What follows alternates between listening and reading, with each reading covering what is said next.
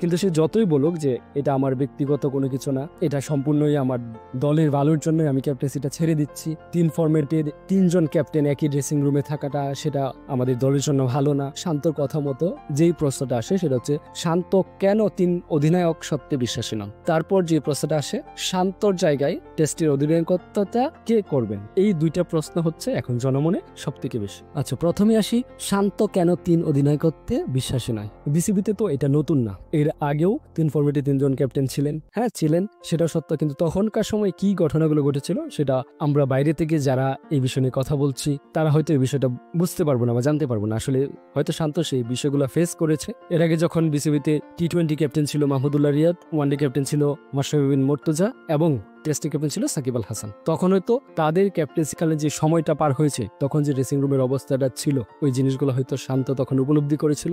এই বিষয় থেকে হয়তো ফিউচারে খুব বড় কিছু হতে পারে বা খারাপ কিছু হতে পারে দলের জন্য, যেটা ভালো হবে না বা সুখকর হবে না। প্লেয়ারে দ্বন্দ্ব থাকতে পারে বা অতি ফকিরের দরগা নষ্ট যে বিষয়টা সেটাও সামনে আসতে পারে। কারণ একটা দলে যদি সবাই নেতা থাকেন, সবাই পাওয়ারফুল থাকেন, তাহলে তো সেখানে ভাই মাথা ফাটাফাটি হবে, কেউ কাউকে মানতে চাইবে না, এটাই স্বাভাবিক। আর শান্তর হয়তো অভিজ্ঞতা থেকেই তিনি এই বিষয়টা থেকে সরে দাঁড়িয়েছেন এবং এই মিডিয়াতে তিনি খুব সাহসিকতার সাথে এই কথাটা বলেছেন যে 3 ফরম্যাটে 3 ক্যাপ্টেন বাংলাদেশ দলের জন্য সেটা ভালো হবে না, সুখকর হবে না। এরপরে যে প্রশ্নটা আছেন, শান্ত তো অলরেডি চলে গেছেন, তাহলে তার জায়গায় কে আসছেন? বাংলাদেশ বর্তমান দলে যারা আছেন তাদের মধ্যে ক্যাপ্টেন্সি করার মতো অনেকেরই যোগ্যতা আছে, তবে যোগ্যতা থাকলেই তো হবে না, জাতীয় দলে কে নিয়মিত খেলেন তারও একটা ব্যাপার থাকে, বা ন্যাশনাল সার্ভিস দেওয়ার জন্য কে সবসময় ফিট থাকে। সেক্ষেত্রে কিন্তু আপনি যদি তাসকিনের কথা চিন্তা করেন, অভিজ্ঞতাদের মধ্যে বা পূর্ণদের মধ্যে প্রথমেই চিন্তা করতে হবে যে টেস্ট ফরম্যাটটাতে তাসকিন রেগুলার থাকতে পারবে কিনা। আর তাসকিন যেহেতু পেসার, তাহলে একজন পেসারকে রেগুলার একটা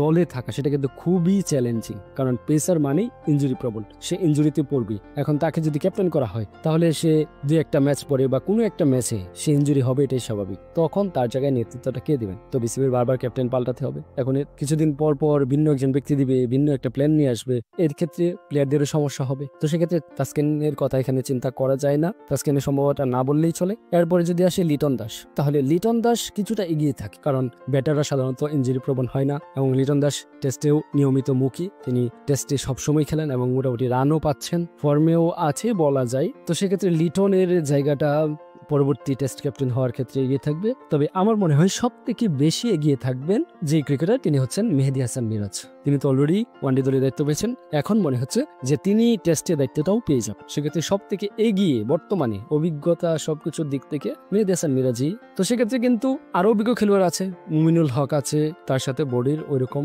কোলাবোরেশনটা হচ্ছিল না, যার জন্য মুমিনুল হক আপাতত আমার মনে হয় যে চিন্তায় আসবেন না। এরপর যদি মুশফিকের কথা বলি, মুশফিকুর রহিম তো ক্যাপ্টেন্সিতে আমার মনে হয় যাবেন না। 3 ফরম্যাটের মধ্যে মুশফিকুর রহিম তো অলরেডি 2টা ফরম্যাট থেকে অবসর নিয়ে নিয়েছেন, টি-20 এবং ওডিআই থেকে, এখন শুধু টেস্টটা খেলেন। কিন্তু আমার মনে হচ্ছে যে মুশফিকুর রহিম খুব দ্রুতই সিদ্ধান্তটা নিতে যাচ্ছেন যে তিনি টেস্ট থেকেও অবসরে যাবেন। তো সেক্ষেত্রে মুশফিকেরও সম্ভাবনা নেই, সব থেকে সম্ভাবনা বর্তমানে ইয়ং অভিজ্ঞ যারা আছে তাদের দিকে যাবেন। মেহেদী হাসান মিরাজের ক্ষেত্রেই আসে। ক্রিকেটের মধ্যে এত বেশি পলিটিক্স ঢুকে গেছে, এত বেশি প্লেয়ারে পলিটিক্স ঢুকে গেছে। মানুষ খেলা দেখে বিনোদনের জন্য, এখন মানুষ প্লেয়ারদের মাঠের খেলা না দেখে তাদের ব্যক্তিগত যেই আক্রোশ দ্বন্দ্ব ওইগুলা নিয়ে বেশি মাতামাতি হয়। যে কাজ করে সেটা না করে যদি অন্য কিছু করে তাহলে তো পাবলিক ইন্টারেস্ট হারাবে। যাক, ওটা হচ্ছে ভিন্ন আলোচনা।